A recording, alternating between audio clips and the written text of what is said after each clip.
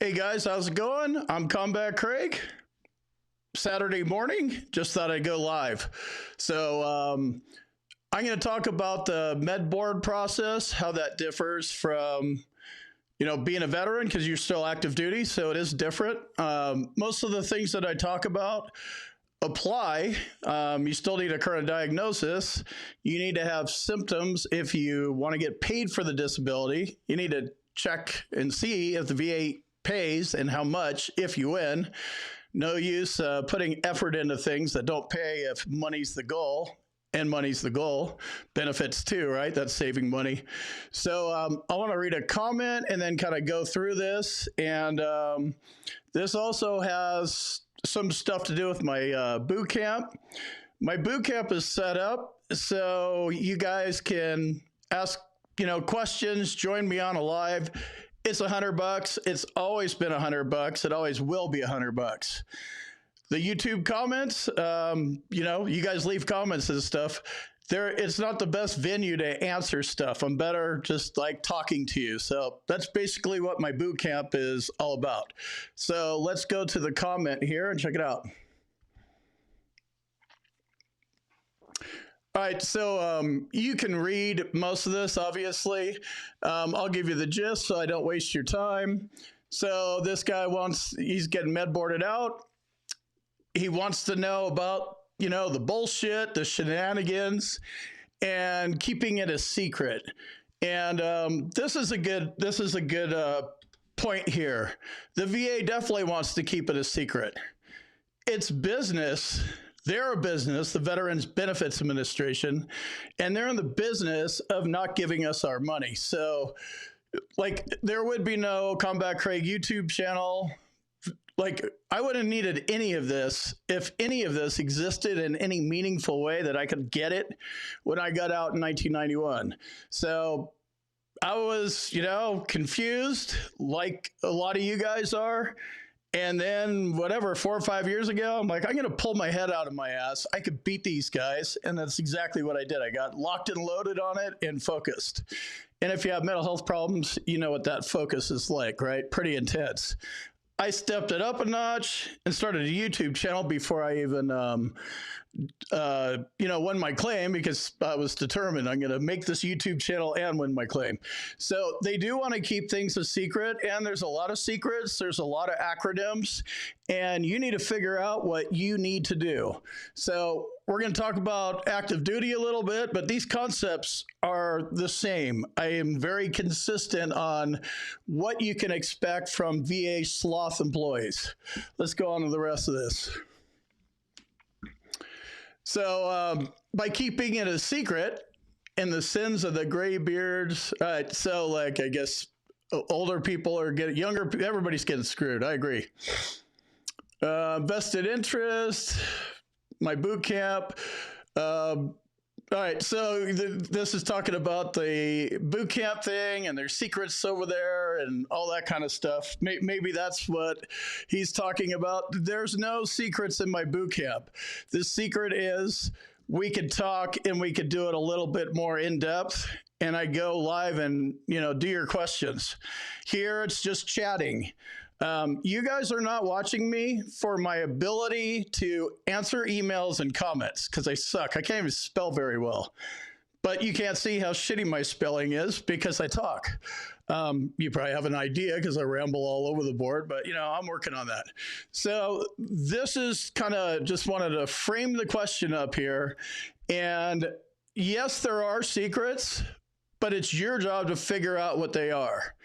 And there's no rush to do this, because if you shotgun it and do it wrong, you're going to get denied.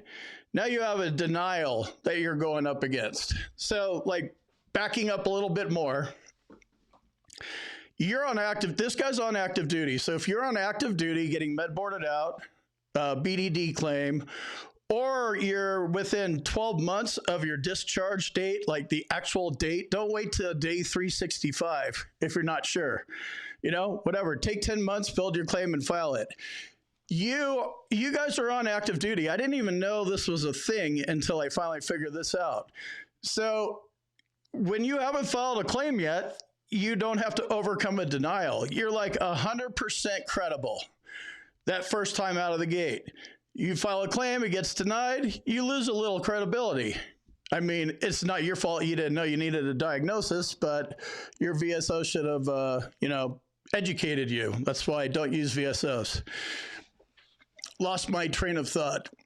Anyway, you, in that year period, it's called a 1-year presumptive period. So what's different about active duty and veterans, not fancy, you're just active duty and I'm just a veteran. When you get in that first year or while you're still in, it's presumed that whatever the disability is that you're filing a claim for happened to you on active duty because you're on active duty.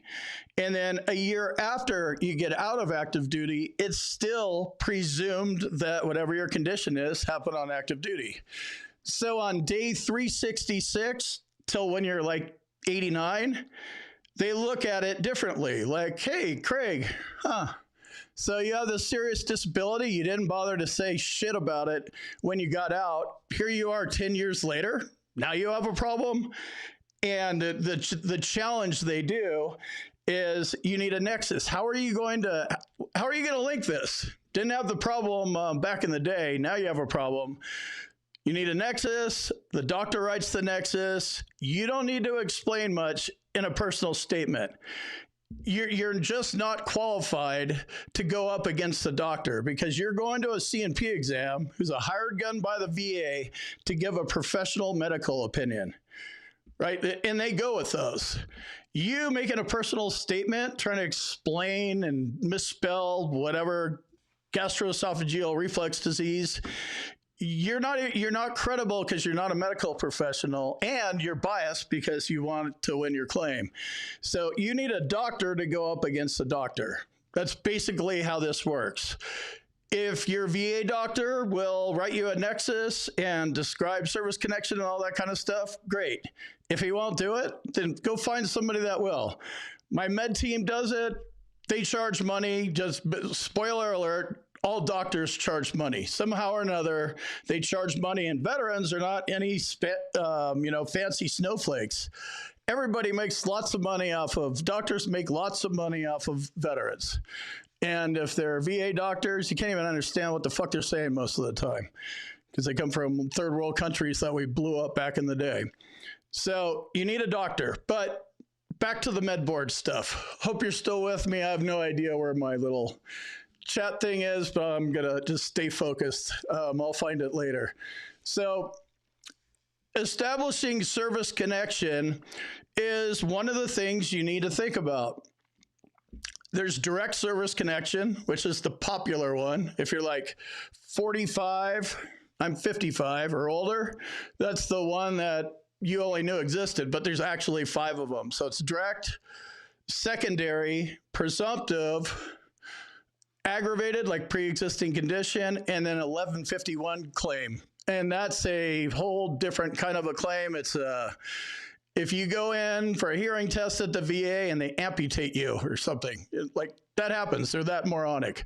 So if they damage you in the hospital, it's kind of tort claimy. I don't know all the legal mumbo jumbo. I don't really know much about 1151 claims, but you have to pick one of those 5 ways of how you're going to establish service connection, and then you need to prove it. So you don't need to worry about any of that because it's a direct service connection claim because you're in or you're in that 1-year presumptive period. So everything about Nexus is, you don't need to focus on that. You do need to focus on getting a current diagnosis. And if you're thinking about filing a claim for a disability and money's the goal, you might want to look at the CFR, it's the law, how the VA rates, the rating schedule. Like, that's weird. This thing doesn't pay very much. If those kinds of claims, sometimes they, might make sense for you. Generally speaking, go after claims that pay because we have problems. The system's frustrating. We need momentum and we need wins. So pick stuff that will win you money, at least, at the very least. So You don't have to worry about so you need the current diagnosis. And I don't know what it's like in active duty. I got out so long ago, it was like 1991. So who knows? They're actually using computers now. A lot of my shit was on fax thin paper. So when you're doing a BDD claim on active duty, the main thing you need to think about is I need diagnostic codes, because a diagnostic code means a doctor said you had something. So like, I think I really have PTSD, or I think I have depression.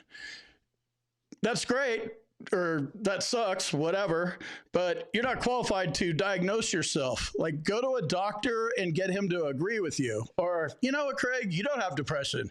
You actually have 25 things, and one of them's not depression, but a doctor needs to make that call. So you need to go get seen for as many disabilities as you know you have. And I mean, when I popped my elbow out of my socket, you know, when I broke what else did I break? Nose, toes, all sorts of stuff happened, but we were trained to kill. And I was in the Air Force. That's one thing about the military. They find out in week one, why do you think we go to the range, right? Can we work with this kid? If he has to go into a war situation, can he get rounds down range? That's the first thing they do. And then the second thing is shut up. Don't complain, suck it up. So we're used to all that kind of stuff.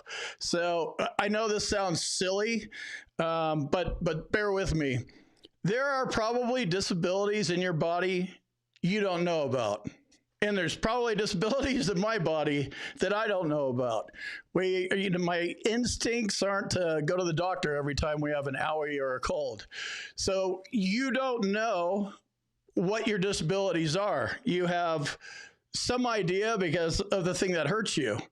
If the knee hurts you, it could be causing other things. You could migraines isn't a good example, but you could have things and just deal with it and pretend they aren't there, and you actually have a serious condition, if that makes sense. So go get the testing for the stuff you know you have, and then go get testing for the stuff you don't know you have.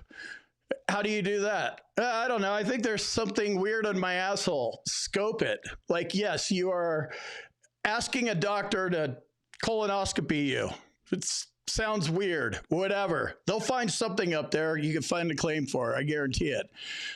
Same with your throat. An endoscopy, GERD, stomach stuff. Who knows? You may have cancer in there. Like, get the testing that you need to get, and go through all the body parts. And let's look at this.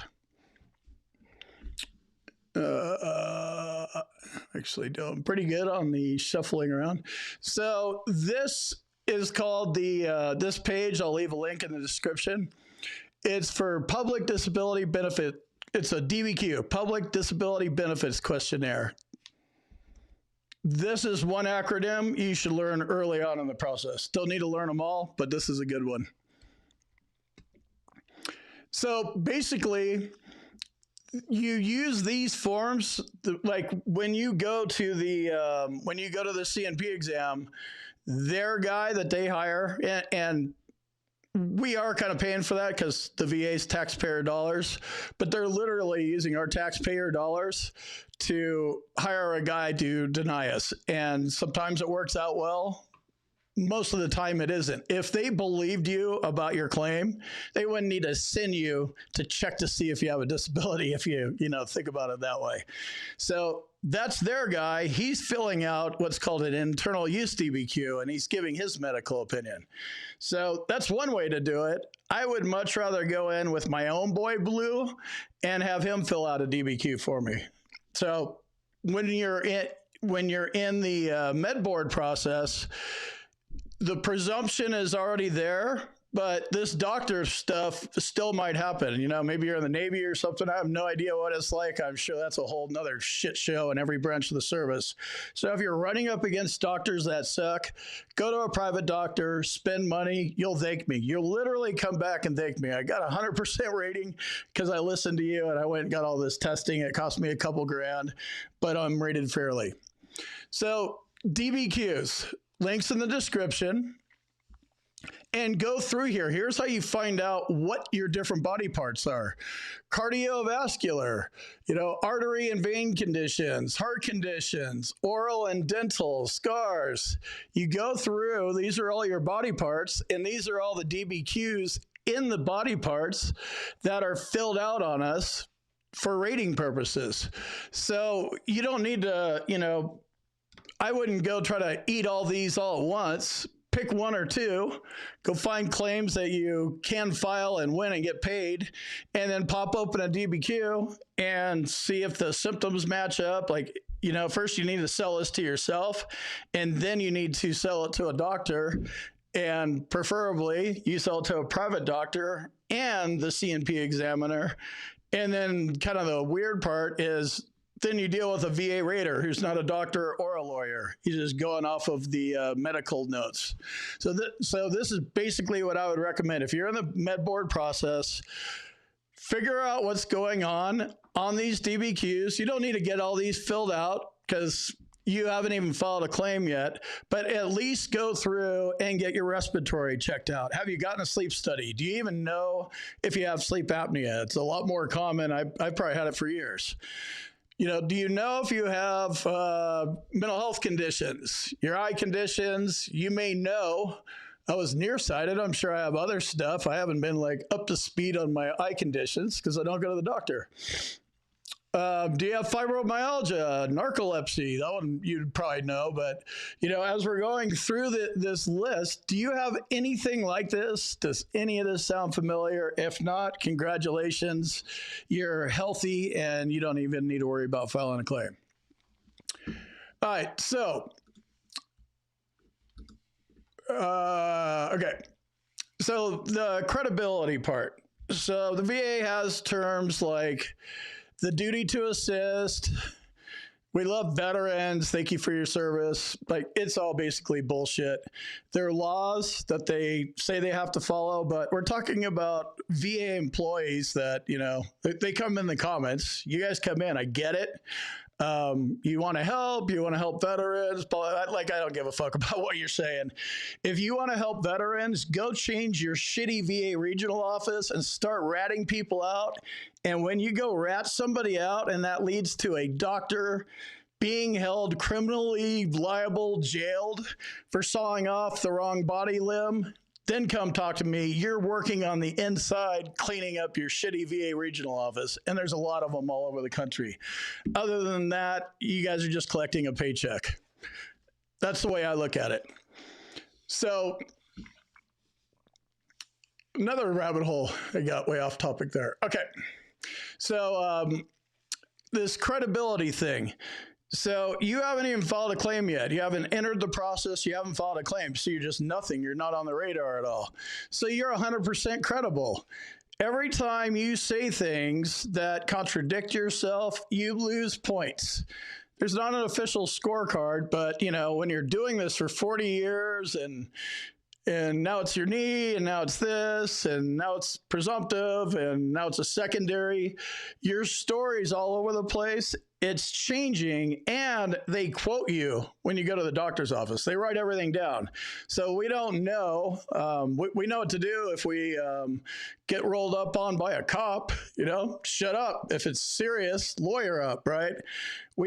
Instead, we don't really follow that, and we run our mouths, and they literally write our own words down and use them against us. So you in a med board process aren't going to have to worry about this because you don't have any words on paper. You haven't even filed a claim. So you're 100% credible. So when you, as you're trying to figure out what you want to file a claim for, I would focus on going to the doctor. Where is the doctor? And that's where you pitch your tent. You're already getting kicked out or med boarded out. Nobody cares if you're a pussy anymore. Great. I'm the biggest complainer in the world. Why are you sleeping in the hallway outside your doctor's office? Oh, don't worry about it. Go serve, have fun. I'm doing my own thing. I'm out of here. They're kicking me out. So by doctor's office, there's a couple doctors here, basically two.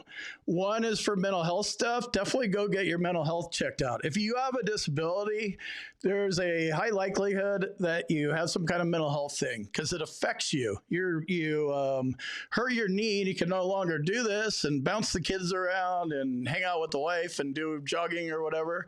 It's depressing because you lost some of your life. So there's other conditions that you need to get checked out for. So board certified psychologist or psychiatrist for the mental health stuff.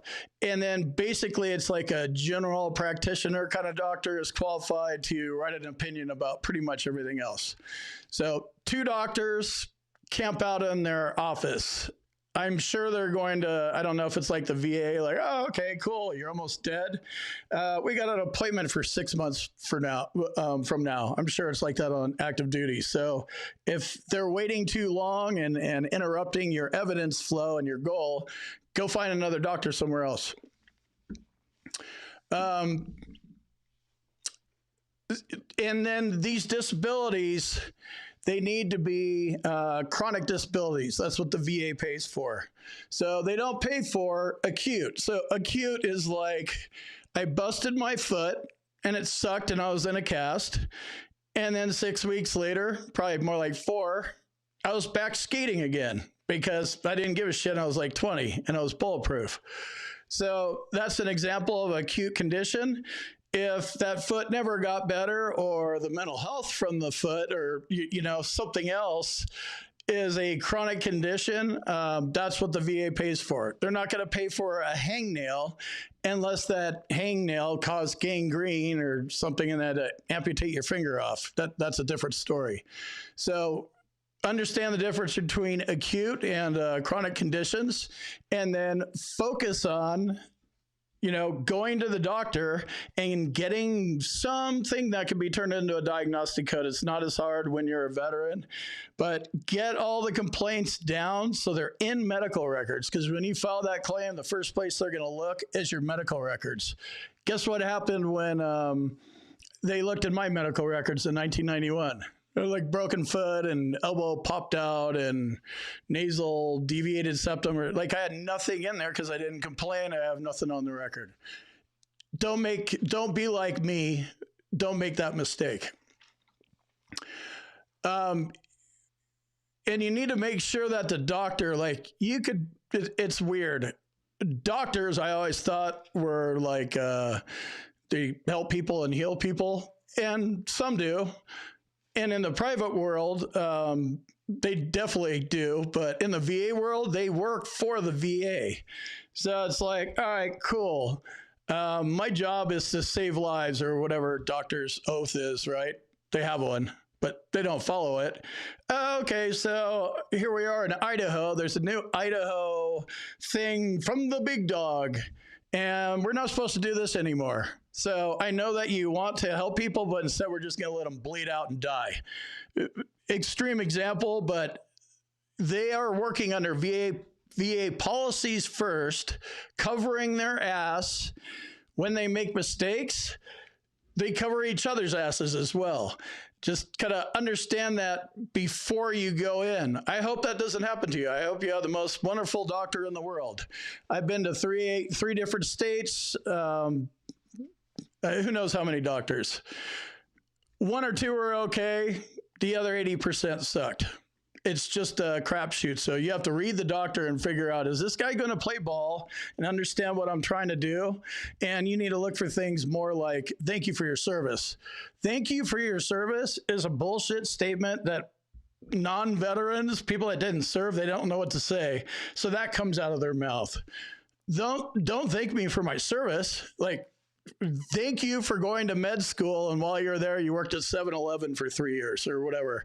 I don't do that I don't thank anybody for past jobs they've had. For me, it's just kind of a touchy one. It's a weird conversation. I didn't realize how weird it was for me until I actually started doing this YouTube channel and stuff. So read the doctor, figure out if he's going to play ball, and sometimes you can be direct. Sometimes you need to be a little cagey. You need to get bead on this guy or girl, figure out if they're going to, help you out.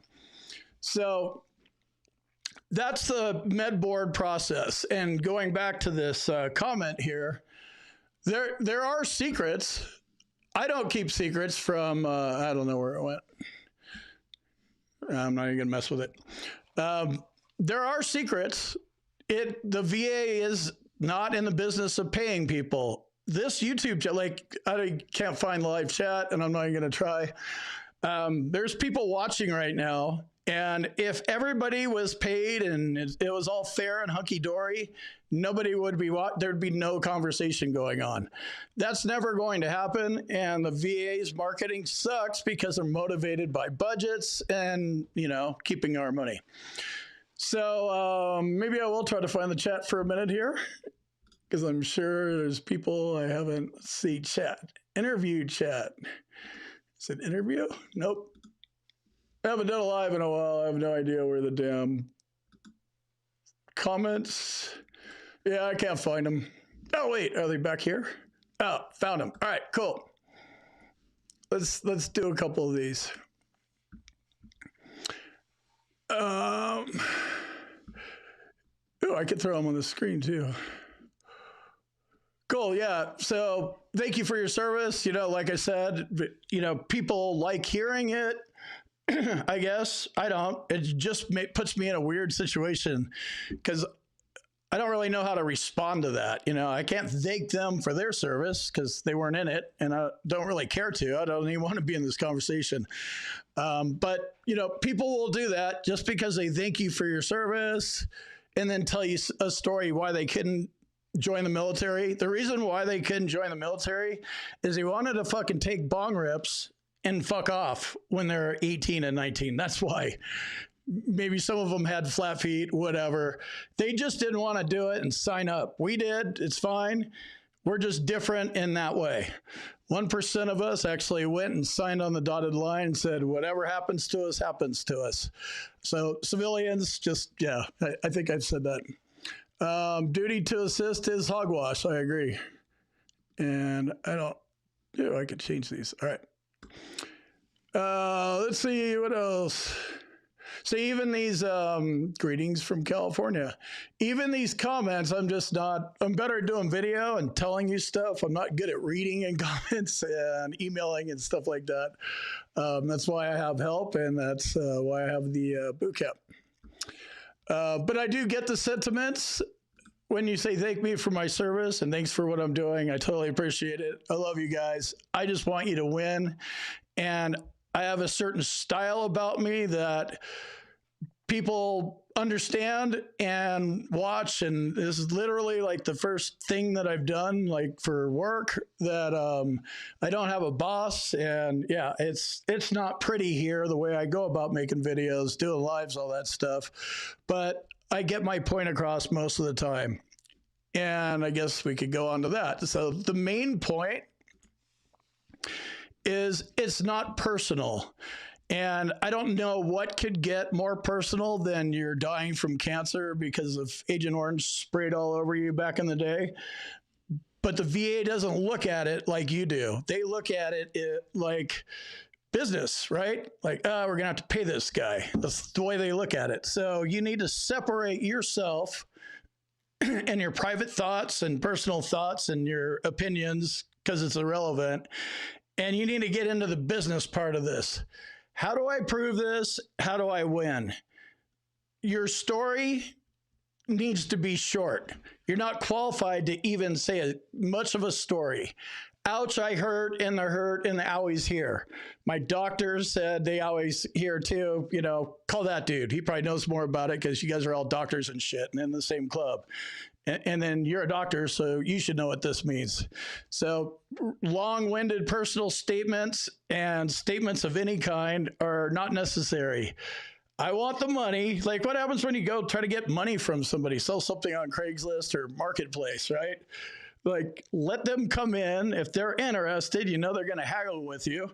But, put a price that will move and get it out the door. Whenever you're doing any kind of business dealings, the goal is to get money or give as little money as possible. And there's no personal stuff in there. People will mix in, how's your family doing? But they don't care. They're just making small chat, small talk. You don't even need to do that. All right, I see a lot of thanks and greetings, and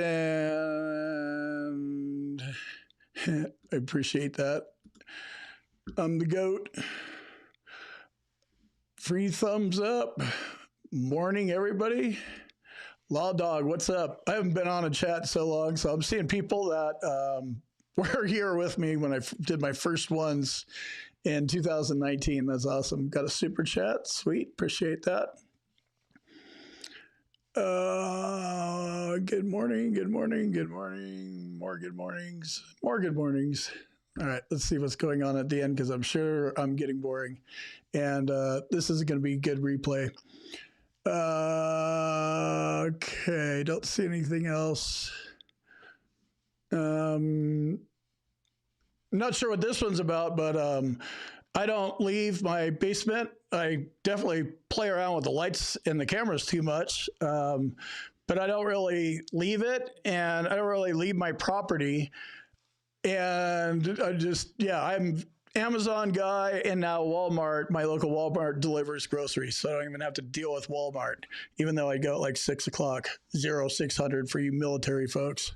So yeah, that might be, if you're like that at all, super hyper vigilant, overthinking things that normal people don't do. Like normal people hop in their car and go to the store. Yeah, they don't want rush hour traffic. They don't really want to go in a Christmas rush, but they do it anyway. Go check out, Kohl's at Christmas.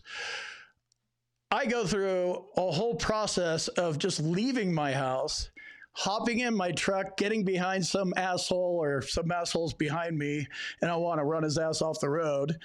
And I haven't even gotten to the store yet. Then it's just like, wow, people are everywhere. And if they come at me, it's just a whole, normal people don't act like that. So that could be a mental health problem if you have any kind of symptoms like that. And all mental health conditions, there's one mental health rating. So I have 5 different diagnoses. You could have one diagnosis or 2,500. Don't do 2,500 because there's only like 150. It's about your degree of social and occupational impairment. That's how your mental health rating goes up. So I see a lot of those questions too. Hey, I got a low ball, 30% rating for PTSD. It's bullshit. Increase it. You didn't improve your symptoms and how much it affects your work and social life. You don't need another diagnosis of depression and anxiety. If your work life is the same and your social life is the same, then you're going to keep the same rating. You don't need more diagnosis. You need to go in and start talking about what you're really like, how weird you really are. And I know I kind of beat this as a dead horse, but mental health claims are the easiest way to get momentum going. So thanks for joining me this morning.